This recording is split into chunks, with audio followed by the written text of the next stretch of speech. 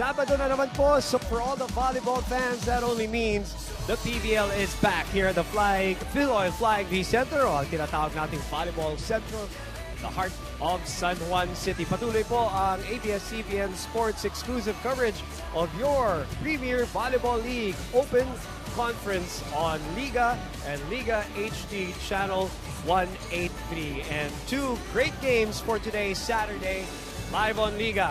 Unahin na natin ang Ateneo-Motolite Lady Eagles kontra Tacloban Fighting Warais in our first game. And the second game of our order of play, it will be the Petrogas Angels versus the Iriga Navy Lady Oragons. Lahat po yan live on Liga and Liga HD Channel 183. For ABS-CBN Sports, ako po si Boom Gonzalez, nagpapasalamat sa inyong pagtutok dito sa inyong PVL. Kasama natin ang former Ateneo Lady Eagle and current Perla Spiker na si Zia Hervasio, and our overall all-around athlete and do-it-all adventure guy, Vince Velasco. Vince, good to see you again. It's great to be back. It's been a good few days off, but it's good to be back to the action. Buti ka pa, may day off. Hey, in the meantime, Z, it just occurred to me, is this the first time we're working since Beach Volleyball Republic like 3 years ago in Boracay? Actually, right? yes. And to mention BVR, kasama din namin si Vince in the last leg in El Nido. So, good to be working with you guys. All comes together. So, we're all ready. Sana ready na rin kayo. Tara, game!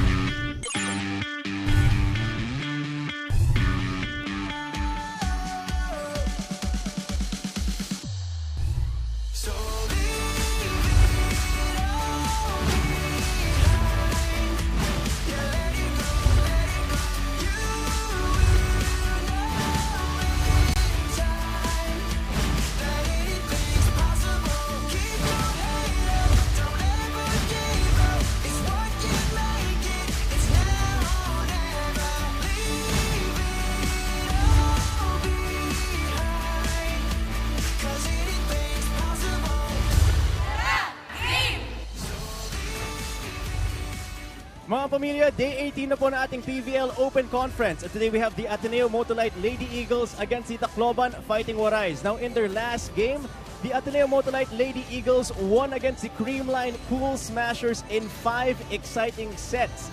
Ngayon naman nakabilang kapunan na Tacloban Fighting Warais, they lost to the Iriga Lady Oragons in 4 straight sets. Boom! Very important matches for today, Vince and Z, at papakita natin sa ating mga kapamilya ang ating team standings para ma-explain ni Z kung bakit importante itong laban na to para dun sa dalawang teams natin. That's right, Boom. Right now, ang Ateneo-Motolite Lady Eagles ay nasa solo lead with 7-2 win-loss record. Solo in number 1. And samantalang itong Tacloban Fighting Warais ay tie sila ng Lady Warriors in the 4th place with a 4-5 win-loss record. So, medyo mahigpit ang labanan sa 2nd, 3rd, and 4th spot. So, every game counts for these two games, these two teams for, especially today's match. Siyempre, yung headline is Ateneo is looking to get a grip on the solo lead. Pero Vince, importante rin to para doon sa kabila.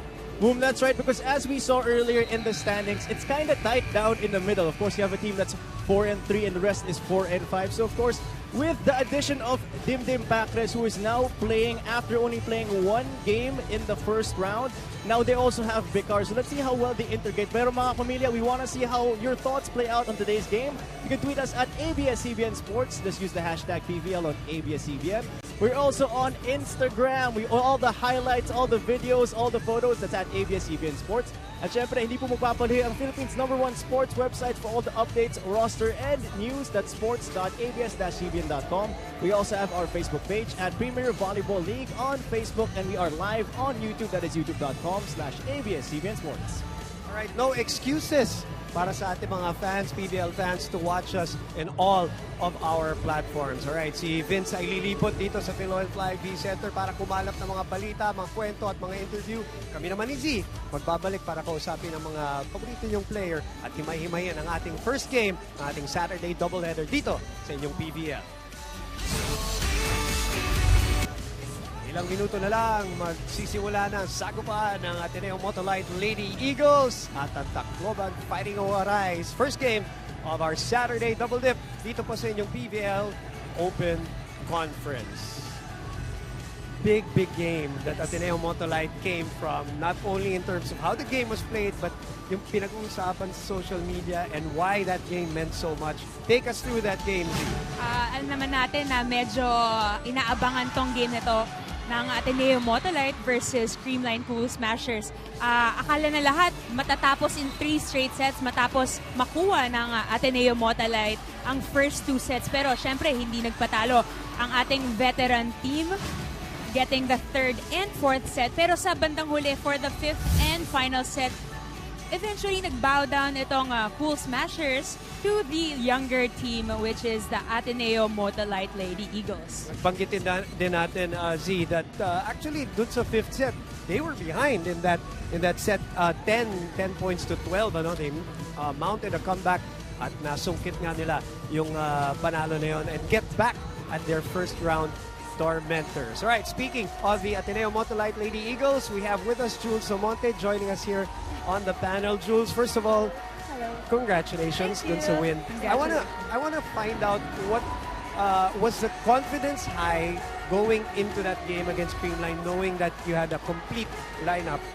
Well, yeah, because before the game, Coach O just told us to do our roles and accept it and just follow the system and just be confident all throughout because we don't have to prove anything to anyone naman, so we just had to play our game. And something personal naman, We know yes, we know that you played UAAP Beach, meaning you missed the first few games for Ateneo in this conference. So, paano mo napakita kay Coach O that you deserve some more playing time in this conference? Well, like what I said, yeah, Coach O just told us to accept their role in the team and just do your best in training and in games. Just give your 101% and be better than your best. That's how he motivates us to play our game. Asan ang confidence level ng Ateneo-Motolite ngayon, especially after that big win against your Ates from Creamline and the veterans, of course, from Creamline, and a big 5-set win? Yeah, well, today our message for today is to just be humble and it's actually a gospel. He shared the gospel for us. So the message is all about humility. All right. Congratulations again and good luck with this match against Tacloban Fighting Warais. Jules Sabote, of course, joining us from the Ateneo-Motolite Lady Eagles. Big game for them and they really welcome yung pagbabalik nila Kat Tolentino, nila Maddie Madayag, and they delivered the big numbers. Kat Tolentino really delivered big. She stood out in that match, especially in that 5th set.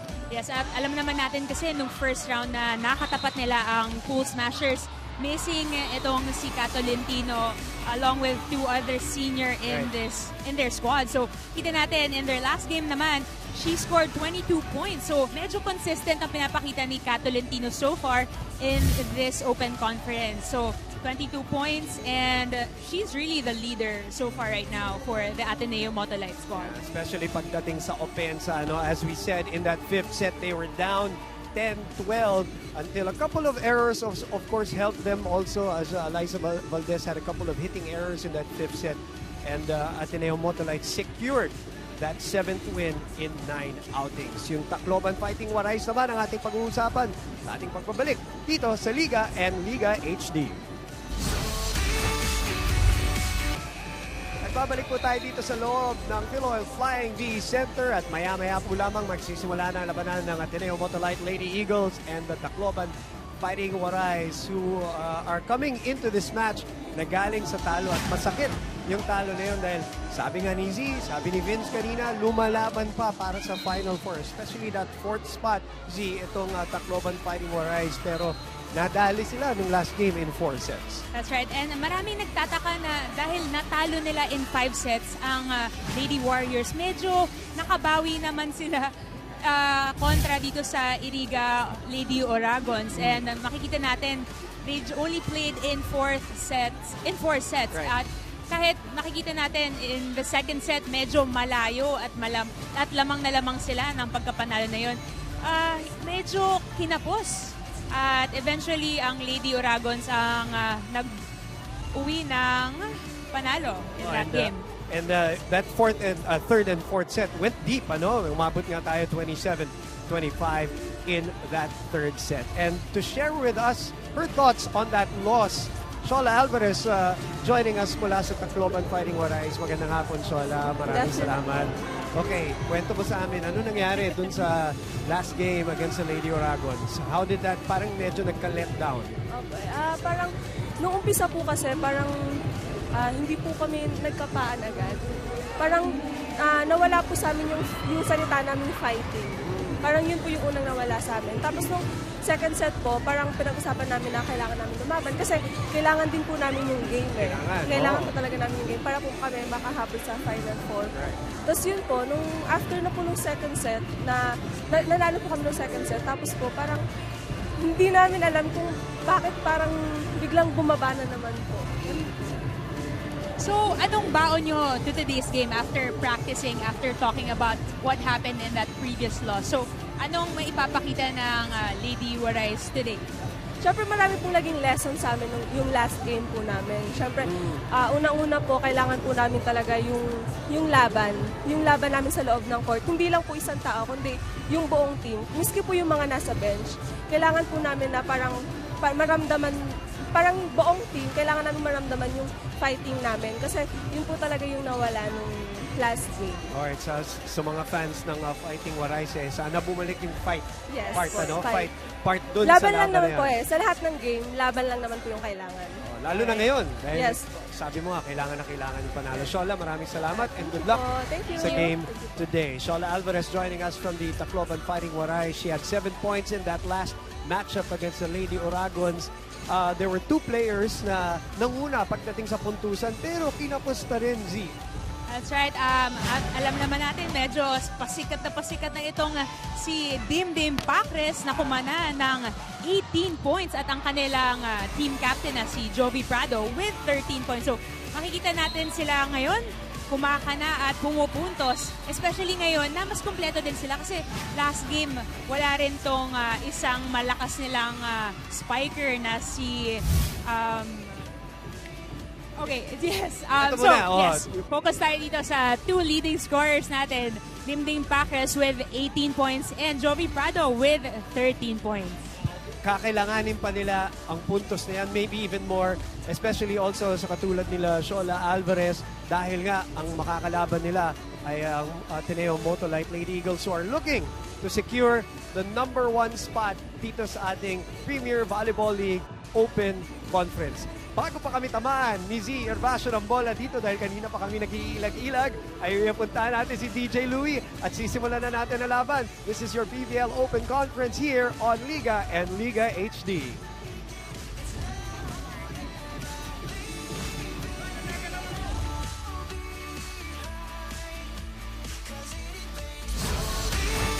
Presenting our officials for this match. First referee, Mr. Bob Malena, National Referee. Second referee, Mr. Yul Venosa, International Referee. Presenting our starting lineup from our Ateneo-Motolite Lady Eagles. Let's begin with our team captain, number 14, Beatriz De Leon. At number 3, Maria Dina Isabella Wong. Wearing jersey number 5, Vanessa Gandler. At number 7, Madeline Irenea Madaya. Number 9 is Pauline Marie Gaston. And number 10, Katrina May Tolentino. Libero number 1, Danielle Feliz Raven. Head coach, Mr. Oliver Almato. Calling on our Tacloban Fighting Warais. Team captain is number 18, Jovelyn Grace Prado. At number 2, Marianne Esguera. Number 4, Heather Ann Ginoo. Wearing jersey number 12, Kyle Negrito. Number 14, Mary Dominic Pacres. And number 16, Jeannie De Los Reyes. Libero, number 5, Kimberly Joy Luzon. Head coach, Mr. Ernesto Nes Mavilar. second round of the preliminaries. Investi win. Coach O versus Coach Ness for this matchup between the Ateneo-Motolite Lady Eagles are gunning to secure the #1 spot against the Tacloban Fighting Warais, fighting for Final Four. And one of the starters of the Fighting Warais was the girl that Zia Basho wanted to mention earlier. Now, wala dun sa isang laban. Was it against Pocari where she top scored? And very important card. And by the way, when these two teams met the last time the first round, he had a 5-setter. He did have a 5-setter. So, I know, usually second rounds are very different, pero titignan natin. May potential. At maganda simula para sa Tacloban Fighting.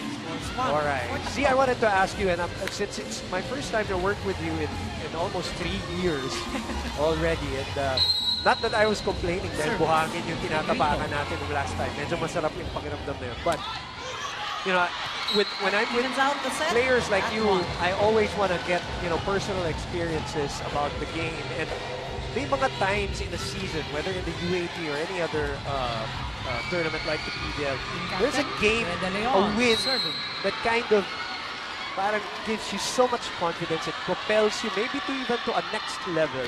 And I'm sure you've experienced that. Ganun ba kaya tingin mo nangyari dito? Or ang potential na pwedeng mangyari dito sa Ateneo-Motolite after that win against Creamline? Definitely. Yun nga, everyone was thinking na this could easily go to Creamline. Once again, since easy 3 sets yung napakita nila nung first round meeting. But since buo na nga yung lineup in the second round, talagang nagpakita ng lakas itong Ateneo-Motolite. And also, they were actually playing really well during the Saturday match. Actually, yun nga back-to-back matches, Saturday and Sunday. Saturday, kinalaban nila ang Lady Warriors where they defeated them easily in 3 straight sets. And I feel like they're getting the rhythm. Nakakapana na yung isa't isa ngayon. And especially with the system that Coach O is showing them. So mukhang nakakapag-adjust na sila. And it's just about time that they get into that flow where everything's just easy for them. Chemistry pati of the teammates. Of course, we all know they have some new faces, some new rookies. And more prominent, of course, the Divine Gambler is right there at the starting lineup. But this is the girl who starred nung unang laban or against, that last game against Creamline, Cap Tolentino, who I've been saying every year that I see her looks fitter and fitter every year. And here in the PVL Open Conference, I said that in the UAP last season. Now, seeing her looks even more trim and sculpted and light on her feet. So that's only good news para dito sa Ateneo-Motolite who are up 5-2. And syempre, to add to that, syempre, itong si Kat, we all know that she suffered multiple knee injuries. Kabilang tuhod pa. Unfortunately, yun nga, both knees napunit ang kanyang ACL. And it's just about time that she unlocked her potential.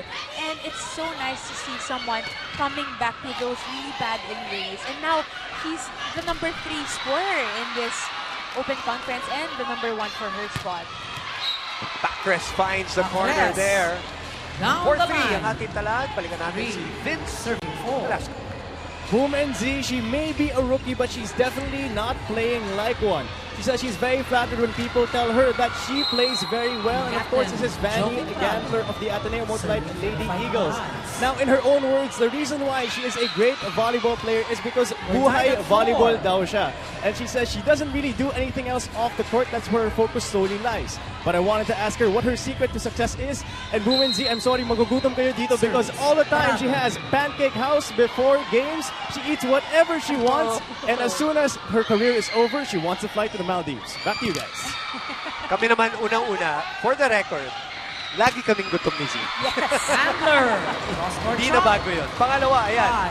On cue, Vanny Gandler with a cross-court attack. The former De La Salle Zobel standout, finding her home here in the starting lineup. Medyo nakakaingit yun, Buma. Kasi bata, you can eat Yan. anything. At saka yung focus niya puro volleyball. You went through that stage na talaga high school and college na you live and breathe volleyball, Ganda nung hanap ng butas. Heather Ginoo Ball is in. to tie the match at 5-all. Right, yun nga, ito yung nakalimutan kong banggitin kanina. Heather Ginoo, she actually missed their last game against the Lady Oragons due to her OJT. So, kailangan niyang maging present doon and unfortunately miss their match. And eventually, she will do wonders today. Ayan, magandang nabanggit mo yan. Nakikita mo yung difference. Daya, the little Isang, too let's say, long. Heather Ginoo na veterano na sa UAP and nandito na sa PVL, whose priorities are now parang ginajuggle niya yan, OJT and all of these things. As opposed to, let's say, a Danny Campbell, na yun lang iniisip niya, pancakes and volleyball. Pancakes na pagkain. Oo. Oo nga, tama. And pancakes na dive na rin. Pwede. Bon. 6-all. Tied at 6. Service error for Team de Pacres. How about the reception also of Ateneo-Motolite in that last match against Green Line, especially in those first 2 sets and that last set? It really made a difference. They've been struggling with that recently, diba?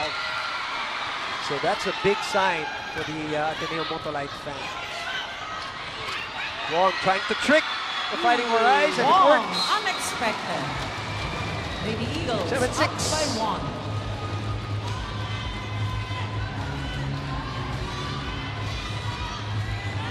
So it was Pongay, Maddie, and Kat Tolentino were out in that first Green Line matchup.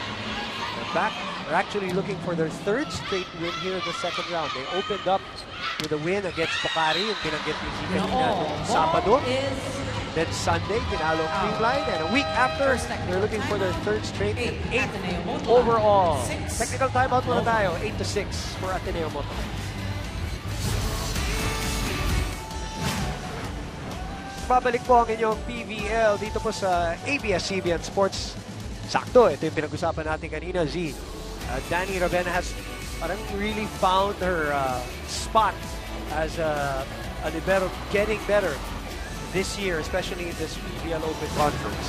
Okay, medyo madami o lumalaki na yung kumpiyansa niya as a libero. I remember I was talking to one of my teammates, Giselle Tan. I was telling her na actually, pag sa tingin mo papunta na sa yung bola, actually kahit hindi, dapat you have the license to steal the ball because you're a libero. Right. And it's pretty hard actually pala na to transition from something else like And the Giselle, first? a setter. Also like Danny, Setter, oh. na setter tapos Palit-palit, libero. Kasi correct. you only have one job which is to pass the ball really well. But kudos to Danny Ravenna showing much confidence for the Ateneo squad.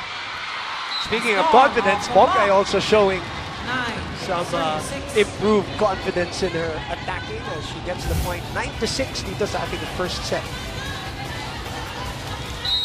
Pongay also seeing more playing time here after that stint in her UAAP Peach career. Just 1. Maddie with the net serve. 9. 9-7 is our score. 7 serving 9. Fighting Warais against the Ateneo-Motolite Lady Eagles. As we mentioned, Fighting Warais still in the thick of things in terms of our Final Four picture. They are at 4 and 5. Bumalik. They open up to Pongay. Bumalik ulit. 3rd block. Pongay will try again this time. It is the chance of the Fighting Warais. Still Return to sender, and nobody got it. No, denied. That second 10. ball. Serving 7. Medyo na-surprise na si Dina Wong as she had the responsibility to send that one over. Dina Wong. Dina Wong also did very well receiving and setting. Grabe dumipensa. Yes, in that previous match. 11 to Her 7. and Ravenna. And then Eliza Valdez on the other side. As we know, we all know that she can do both the offense, she had 32 points, but also the digs and receives. As we check out the stats, actually, speaking of boom, si Dina Wong pa yung #1 digger noong laban na yun against Cool Smashers Ravenna with was next. 14 excellent digs. And then Ravenna with 13. Press. Backrest overshoots. 12, 7. And a timeout by Coach Nes Pamilar. Makinig tayo. Timeout. Fighting Warais. Sige lang. Dahan-dahanin lang muna natin, ha? So, maayos na pasa muna. Tingnan nyo, biglang ikot yung ano. Lipid na mo, ayos, ha? Kausap, tawagin mo yung spiker, tanong ng tama. Okay? Sige lang. Dahan-dahanin nyo lang, dahan-dahanin nyo. Miss Jasmine Angelique Casas. Raging Miss Jasmine Angelique Casas. Please proceed Saturday here at the our Philoil office. Flying V Center. First of 2 games. Identification Mamaya po, card. Petrogas Thank you. Angels versus the Iriga Navy Lady Oragons. In our second game of your Saturday doubleheader. You will see action tomorrow, right? Will you have pancakes before you? Ano bang paborito mo? Sige. Ano bang mapag-usapan na rin natin yan? What's your ritual or pre-game food? I usually always have coffee. Okay. Yun. A little Tapos, Java boost. yes. Okay. Alright. Tapos, avoid na lang sa dairy kasi medyo mabigat yun. Okay, syempre. Black, ha? Yes, black coffee. So that's it. That's it. So after ka na, post-game ka na, bumabawi. Bumabawi. Wong. Bea De Leon puts it away The quick attack. for the biggest lead of the match right now at 13-7. Bea De Leon connecting with Dina Wong. Actually, yun nga rin yung isa kong napansin.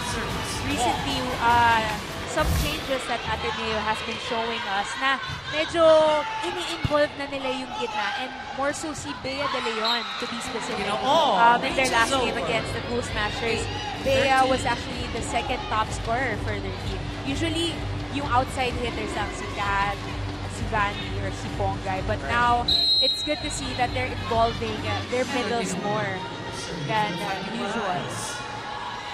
Heather Ginoa serving with a 5-point deficit. Wong with the one hand. Pagkakataon para sa Fighting Warais. Wong, reverse to Pongay. Lumusot sa block. On through the block. 14. Prado and Esquera could not keep it up. Balik sa anim, mga bante.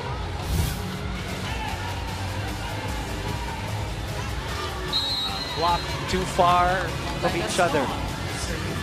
Crack in that wall. Was that a father of, that was a father, Fritz. The former Ateneo Blue Eagle coach, by the way, for those who don't know or might not remember. And he played professional basketball Yes, he as well. did. And then coached Ateneo. Nice cut shot there by Gandler. I don't know if it was by design, pero it worked. Wong goes back to Vanny. Gino keeps it up. Kyle to Prado. Jovi Mulit trying to swipe it. Yes. And it works. Prado Sabi gets a ball ni touch. Coach Nes dito sa gilid. Jovi, diskarte. Narinig ko din yun, and a veteran player that she is. Alam na niya kung ano ibig sabihin nun ni Coach Nes. So, ma-check out na lang. And, Pasa 5. Al Negrito. That sharp serve. Bea sa gitna na naman. Get right there as Prado. Prado sees the Dumiskarte hole. ulit over 2 tall players. I think that was Tolentino and De Leon, ano? that's right. Kanina kasi panay palo, pero panay check itong mga palo ni Jovi Prado. Kaya now she's giving some more variations here to her hits. Kaya it works. 2 consecutive points for Jovi Prado. May konting hang time din. So, pwedeng magdesisyon sa ere. Kyle goes to the middle to Jovi. The fingertips of Bea getting that one. Backrest! A solid block. Access denied. 15, serving 10. Backrest, single block by Bea De Leon. Huli. Tuwa, mga fans ng Ateneo-Motolite. Kay De Leon, team captain. Serving for Final year. Ateneo-Motolite. 15 serving 10. Bacres will give an easy over. Wong opens up. Danny. Medyo malayo yung set. Ginawa na lang ng paraan. Prado. Same here. Wong will try to the middle. And Manny Madaya sends it with a home quick attack. for a Second 16-10 technical lead timeout. in the first 16, set. Ateneo-Motolite. 10, Tacloban.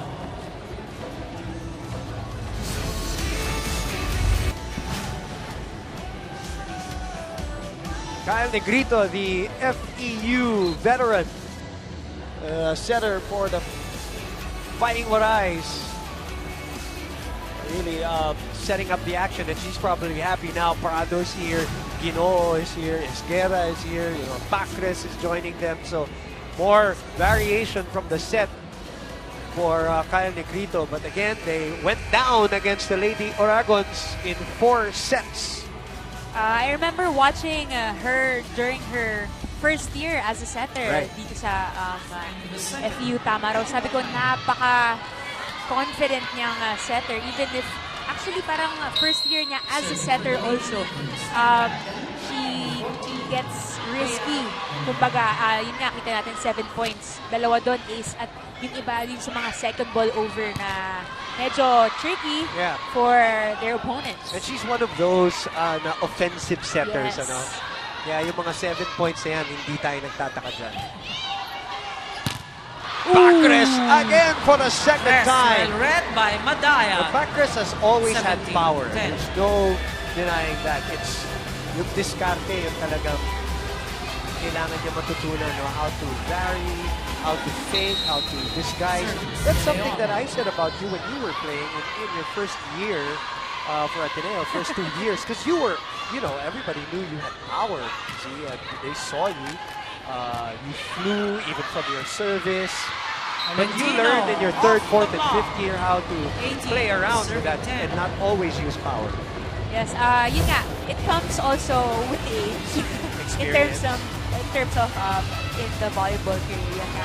Experience also with being more aware of your body, of how you play, Right. and finding a solution to that. So, yun nga, kung nabablock ka sa palo ng palo, kanina nakita natin si Jovi Prado na nag-drop ball, nag-off-speed shot Yes. after ma-block siya ng sunod-sunod sa kanyang mga palo, and that's something that Dimdim Bacres has to do or figure out in this match. Yeah, there's so many players that you can parang mention in that yung ganyang dilemma, as we see Mandy Madaya go over. It's a crossing violation. So the biggest On lead was Madaya. at 8 and 10. It's down to 7. You talk about the Eliza Malteses of the world, diba?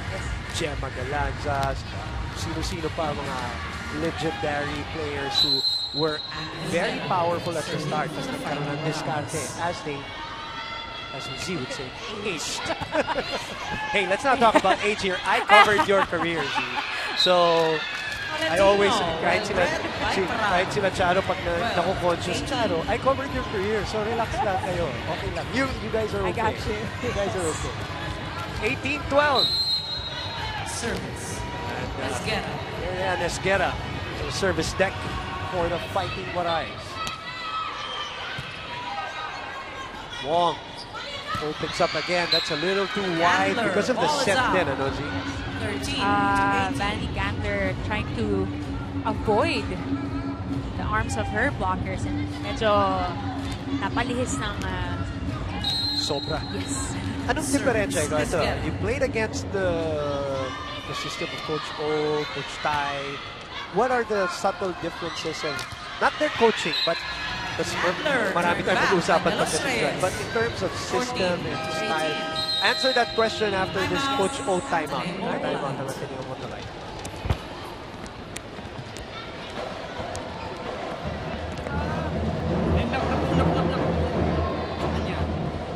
Girls, we really have to trust each other. Now, Bunny, challenge the blocker. Don't move. Go away the blocker. Masyado mong iniiwas eh. Challenge it.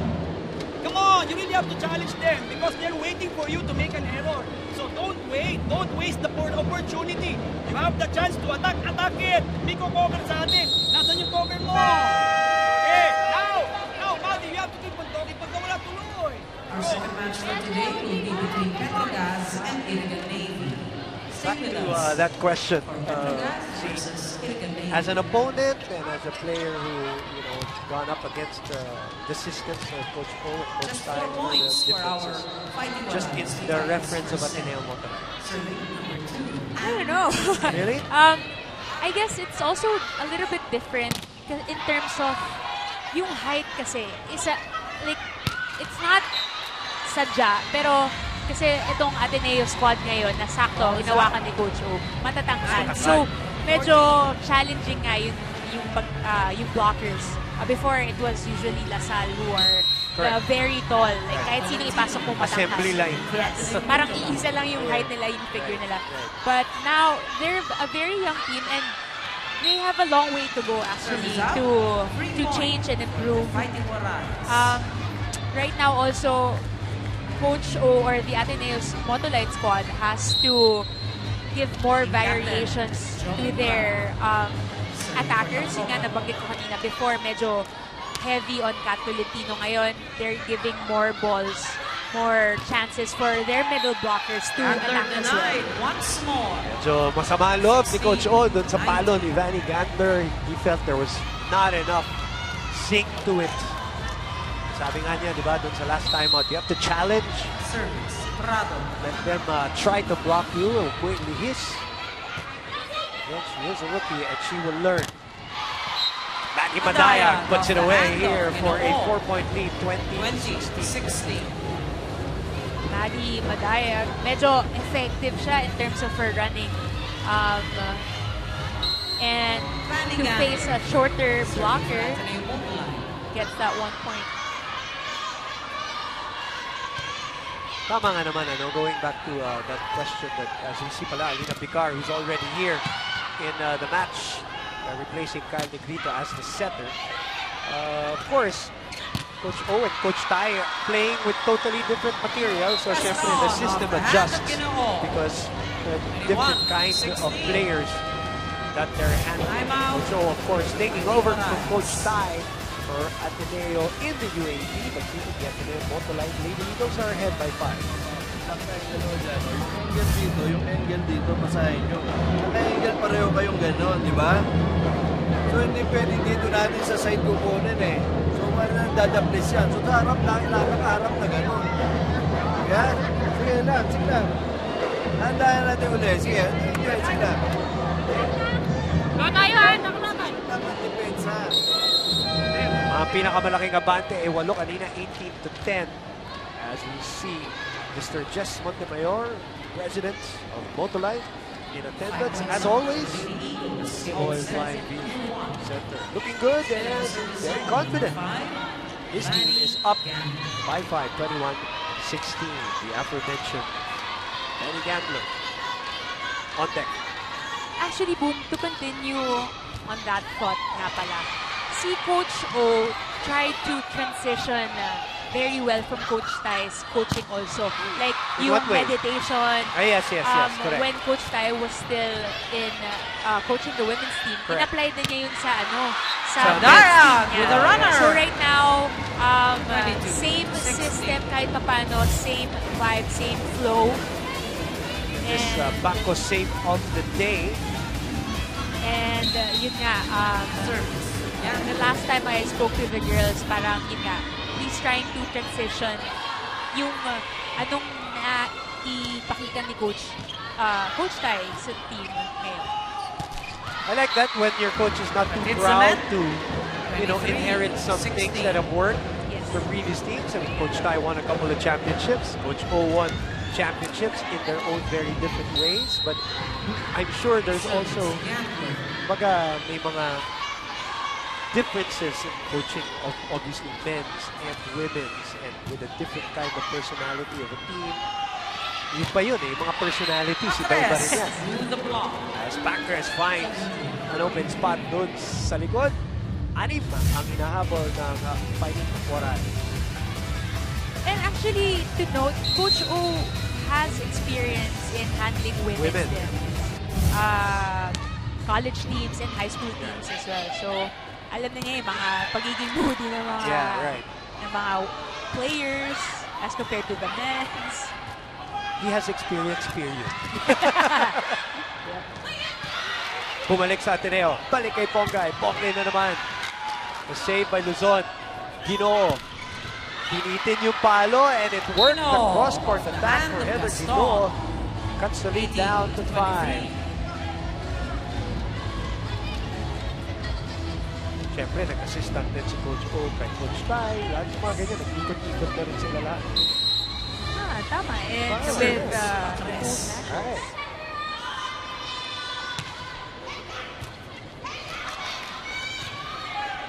Pongay again. Really a difference of confidence. Lady Kay Eagles Pongay. now has Gaston set in point terms of how she plays and how she attacks. And it helps na her personality is very vibrant, it's very light. Yun nga, napapansin ng ating mga viewers na Pongay is the Energizer Bunny of the team. Playful. Yes. But today, she's all business, huh? All is We out. haven't seen her. Surprisingly, Yeah, we point. haven't seen her. Tacloban. And sometimes maybe it's also helpful that you channel the playfulness at perfect, uncertain opportunities. Ngayon, focus siya. For the Fighting Warriors. Lamang ng 5 ang Ateneo-Motolite. Pongay with a good dig pero over-received. Picar quickly to Esguerra. A good there by Tolentino. Pongay na naman. Ginoo, sinalo. Binalik kay Heather. Heather. Good get there. Pongay will try again. Prado able to dig that one up. Backrest goes cross court. Tolentino pops it up. From the back row. Fighting Warais, longest rally of the match. And An end baby set for the Lady Eagles. short arm. 25-19. Pinitin masyado. At dahil dyan, Set number 2. Coming up nasungkit next. ng Ateneo-Motolite Lady Eagles ang first set of this matchup in the first game of your PVL Open Conference on a Saturday.